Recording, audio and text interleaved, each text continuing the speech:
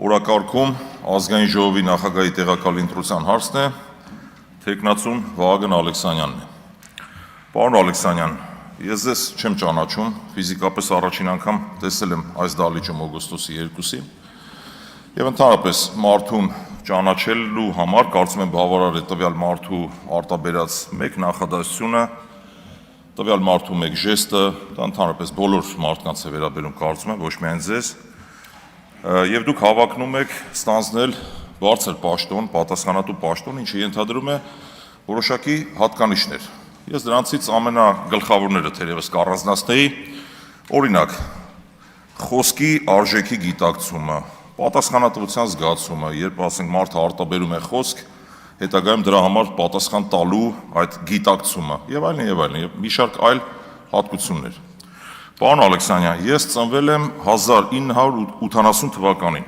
Երբ ես ծնվել եմ,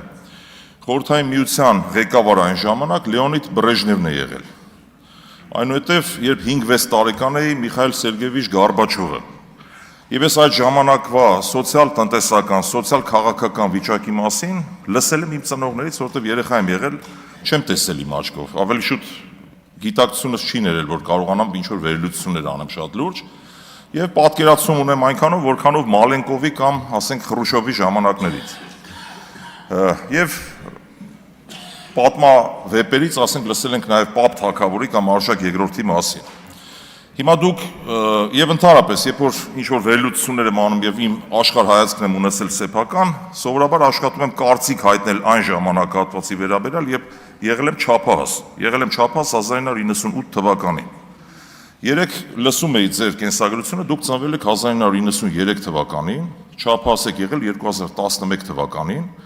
եւ եթե չեմ սխալվում, չեմ հիշում որ խոսքի ժամանակ ասացիք 90-ականների սերունդ եմ, իմ աչքով եմ տեսել, մտնում էինք ինչ-որ սրճարան ընկերուհուս հետ,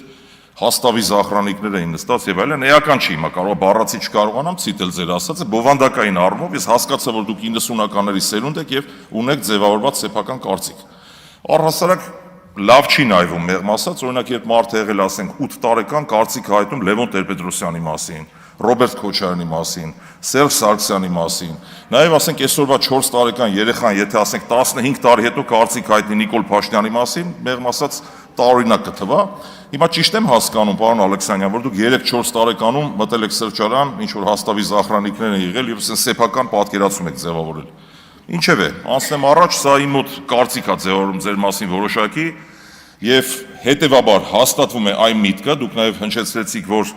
ուրեմն ընտրակաշառք եք բաժանել։ Խնդրում եմ ձեր խոսքերի մեջ ուշադիր եղեք։ Ես թիմային մարդ եմ եւ թիմի անդամ եմ, ես եւ իմ թիմը ընտրակաշառք չենք բաժանել։ Նույն հաջողությամբ կարող եմ ասել, դուք մարդասպան եք։ Իհարկե չեմ ասի նման բան, քանի որ փաստեր չունեմ, չգիտեմ, եւ եթե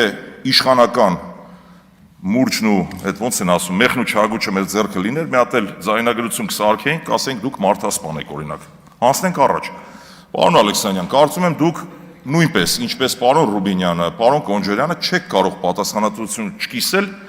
ձեր թիմի իրականացած քաղաքականության հետ կապված, այդ թվում նաեւ տնտեսական քաղաքականության հետ կապված։ Եկեք մի քանի արձանագրումներ անեմ, նոր անցնեմ առաջ։ Արձանագրում համար 1. Հայաստանի Հանրապետությունը չունի տնտեսական որևէ ռեսուրս հարաբերություն փչացնել որևէ գործընկեր երկրի հետ։ Այդ թվում Ամերիկայի Միացյալ Նահանգների հետ, Եվրամիության երկրների հետ, հարևան Իրանի Իսլամական Հանրապետության հետ, Վրաստանի հետ, մենք տեսել ենք, դա արդեն ես տեսել եմ, չափահաս էի, 28 տարեկան էի, 2008 թվականի ռուս-վրացական պատերազմի ժամանակ, թե ինչպես էր Հայաստանի տնտեսությունը խեղդվում։ Նաև առավել եւս, այստեղ հատուկ պետք է շեշտեմ, մեր ռազմավարական գործընկեր Ռուսաստանի Դաշնության հետ, որի հետ մենք ունենք 8 միլիարդ, շուրջ 8 միլիարդ դոլարի առևտրաշրջանառություն եւ որը Եվրասիական տնտեսական միության լոկոմոտիվ երկիրն է։ Հետագա ձեր անդրադարձի, այսպես մանիպուլյացիոն բնույթից զերծ մնալու համար միանգամից թեման փակեմ։ Ես հայամետ եմ եւ մեր թիմը։ Մենք ռուսամետ չենք, մենք ամերիկամետ չենք, մենք Եվրոպամետ չենք, մենք հայամետ ենք եւ իմ բոլոր հարցերը բխելու են բացառապես հայկական շահից եւ հիմնված են լինելու փաստերի վրա։ Ես չեմ առաջնորդվելու էմոցիաներով եւ քաղաքական ճաշակով։ Շարունակեմ միտքս։ Հիմա փաստ ենք, որ չենք կարող հարաբերություն փչացնել, սա արդեն ասացի եւ նաեւ երբ այդ հարաբերությունները վատթարանում են, փաթեթավորվելով ինքնիշխանություն բառի տակ, սիրելի ժողովուրդ, եւ դա վնասում է մեր տնտեսվարողներին, մեր տնտեսական շահերին, եւ նաեւ կա կոլապսի վտանգ, հետագայում այդ ինքնիշխանություն բառը ինքնաբերաբար դուրս է գալիս եւ տակը մնում է հակահայկական քաղաքականությունը։ Սա էլ փաստ ենք։ Երկրորդ արձանագրումը ձեր հիմնական կարգախոսն է տեր կանգնիր խաղաղությանը։ Կարծում եմ, որ խաղաղության հիմնական բաղադրիչներից մեկը, ինչքան էլ մեր պատկերացումները տարբերվեն խաղաղության վերաբերյալ, ինչևէ, խաղաղության հիմնական բաղադրիչներից մեկը դա նաև տնտեսական խաղաղությունն է։ Եվ նաև դուք պետք է տեր կանգնեք տնտեսական խաղաղությանը։ Եվ որպեսզի տեր կանգնեք տնտեսական խաղաղությանը, առնվազն չպետք է իրականացնեք այնպիսի քայլեր, այնպիսի քաղաքականություն, որը կվնասի մեր տնտեսվարողներին կամ մեր ներդրումային միջավայրին ընդհանրապես։ Հիմա ցավոք սրտի մենք չունենք այդ տնտեսական խաղաղությունը։ Մի կողմ թողնելով այդ սեփականության իրավունքի ոտնահարումը, որ դա խաթարել է մեր խաղաղությունը տնտեսական, ես ուզում եմ այլ թեմայի անդրադառնալ։ Շուրջ 2-3 ամիս է մեր հայ տնտեսվարողները, ձկնաբույսները, կատնամթերք արտադրողները, յուղատնտեսները փակուղային իրավիճակի առջև են հայտնվել ձեր վարած քաղաքականության արդյունքում։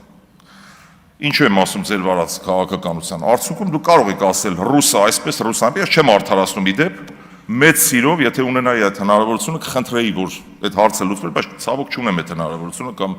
փորձում ենք ամեն ինչ անել, մեր քաղաքական ղեկավարը իդեպ փորձում է ամեն ինչ անել, որ այդ խնդիրը լուծվի։ Սա ես չեմ չարախնդում բացարձակ, որ մենք ունենք այդ վիճակը, բայց այդ վիճակին մենք հասել ենք ձեր վարած քաղաքականության պատճառով։ Ինչը տեղի ունեցել, մի քանի փաստ եմ ուզում արձանագրել։ Նաև մենք ՀԱՏՄ-ից դուրս գալու վտանգի առաջ ենք կանգնած։ Ամբողջ քարոզարշավի ընթացքում իրականացրել եք հակառուսական թեզերի վրա հիմնված քարոզարշավ, ունեք լեգիտիմության խնդիր, գիշերը ժամը 2-ին դադարեցրել եք ընտրությունը, 60,000 ձայն փոշիացրել եք եւ հետեւաբար պետք չի զարմանալ, որ Ռուսաստանի իշխանությունները չեն շնորհավորում Հայաստանի վարչապետին։ Խոսում եք ինքնիշխանությունից, բա որ այդքան ինքնիշխան եք, ինչի համար է Հայաստանի վարչապետը նախաձեռնել հանդիպել Միշուստինի հետ, արդյունքի չի հասել, հանդիպել հեռախոսազրույց ունեցել Պուտինի հետ, արդյունքի չի հասել։ Հիմա նախկինում ասում էիք ինչքանով ՀԱՏՄ-ն է մեզ պետք, այդքանով մենք ենք ՀԱՏՄ-ին պետք։ Փաստորեն այդ թեզն էլ չաշխատեց եւ հնարավոր չի խնդիրը լուծել։ Սիրելի ժողովուրդ, խոսքս ուղղում եմ ձեզ, այո, քաղաքացիական պայմանագիր կուսակցության, խմբակցության իշխանությունների, իշխող ուժի կողմից վարած ոչ հեռատես քաղաքականության արդյունքում դուք հայտնվել եք այս վիճակում, անելանելի վիճակում։ Եվ թե ինչ է ՀԱՏՄ-ն իրենից ներկայացնում, շատ կարճ անդրադառնամ, ժամանակս չի հերիքում։ ՀԱՏՄ-ն դա մի կառույց է, որը մեզ հնարավորություն է տվել շուրջ 8 միլիարդ դոլարի ապրանքաշրջանառություն իրականացնել առանց մաքսային վճարների, առանց մաքսազերծման։ Սրան գումարած Իրանի Իսլամական Հանրապետության հետ 2025 թվականի մայիսի 15-ին մենք ունենք կնքված ազատ առևտրի համաձայնագիր։ Եվ երբ որ սրան գումարում ենք 700 միլիոն դոլարի ներմուծումը, Իրանի Իսլամական Հանրապետության հետ մենք ձգտում ենք ունենալ շուրջ 1 միլիարդ դոլարի առևտրաշրջանառություն։ Մենք նաև հարվածի տակ ենք դնում Իրանի հետ առևտրաշրջանառությունը։ Եվ ոչ թե դուք ինչքան էլ խոսեք դեպի Եվրոպա գնալու մասին, առայժմ մենք չունենք այդ հնարավորությունները, որ կարողանանք ամբողջ այդ արտահանման ծավալը փոխարինել Եվրոպայով։